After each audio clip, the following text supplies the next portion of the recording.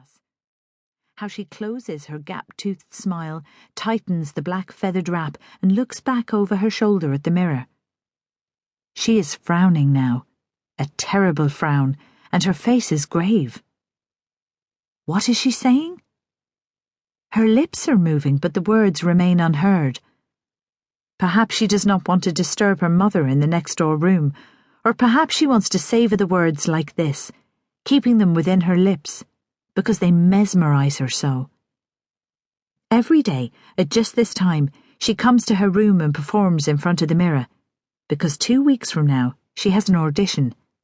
And she has a dream, this girl, just 7 years old, a dream of being an actress. She has her whole life before her, and she has no sense of what might have happened here, or of what is yet to come. She stops now, examines her face in the mirror once more, and then flings off the wrap and marches to the shelf that runs along her bedroom wall. It is the gait of a child who is used to getting things done. She is about to take a book from the shelf when a sound outside startles her, and she darts at once across the room, forgetting the persona she adopted in the mirror, the regal figure with the frown. She is a little girl again, and she lifts herself onto tiptoe once more and opens the window. The wind begins rustling in the grate on the wall, and she shivers. It has begun to snow outside. Specks of white like broken moth wings float in the air. Down below, the garden bench is coated with fine new snow, but the slate tiles on the ground remain grey and wet. The girl closes the window, and her face is wistful. She is looking for something, but whatever she is looking for is not there. Look, I tell her. Just look and see what you might find. Listen and see what you might hear. Well, you can't fucking have it! The mother hisses into the telephone. Because I'm the one who wanted it, aren't I? Aren't I, Ben? Wasn't I the one who found this house? The mother is on her bed, seated on the very edge so that her feet lie flat upon the floor. She holds the telephone in her right hand and looks at it while she speaks, her body hunched. Hers is a womanish body, full and plump. Her skin is darker than her daughter's, and her short, uncombed hair is lifted from her forehead with a band as black as night. Her face is smooth and only a little lined, but her expression is tired.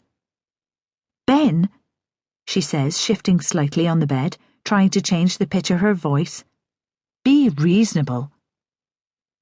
She waits, listening to the man on the other end of the telephone. And as she does, she plays with the bed cover, tugging fitfully on the blue tasselled fringe. Then suddenly she cries out, "How can you do this to me? You know I don't have that sort of money." "Well, I can't. I'm not going to sell the house just so you can..." The mother looks at the telephone in disbelief, and then throws it across the bedroom floor. It lands next to a notebook, a newspaper, and a book she bought yesterday on Edwardian architecture that she was so eager to show her husband, calling out, "Ben, look what I found!" when she arrived home, until she remembered he was no longer there. And she cursed herself, and she cursed her former husband, and she kicked at the wall in the hallway with the tip of her brown leather boot. I wondered then, maybe this mother is the one. Maybe after all these years, this mother is the one I have been waiting for, because there is an anger and a grief about her that matches my own. She did not sense me when she first moved in. She was happy with the house she had found, and she was hopeful then. But she is vulnerable now. Her husband is gone and her family is fractured. The mother's room is a little warmer than her daughter's, but outside the snow is falling hard and steady on Stanley Road. The lights in the houses opposite are dim behind their curtains. In the twilight, the bins on the roadway are covered in a bright confetti of ice.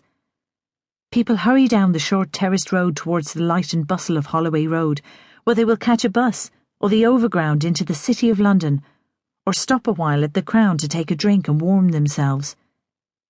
Beneath one of the cars on Stanley Road, a white cat crouches, its eyes an eerie green in the light of a passing cab. Inside the mother's